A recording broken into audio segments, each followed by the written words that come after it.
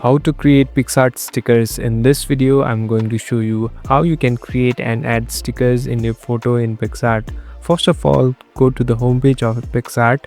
Here on the top, you can see the search icon. Tap on the search icon. Now search for stickers. Tap on the stickers.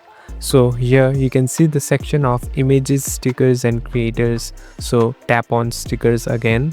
Now this is the place where you are available with stickers. You can tap on any one of them. So as you can see, it has popped up. Now you can simply tap on add to my image. So it will be downloaded. Now you must select a background. Select any background that you like.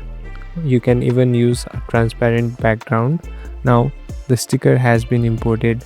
Now you can modify and adjust it according to however you want. At last, here on the top, tap on this tick button and you're done. So this is how you add stickers. Thank you for watching.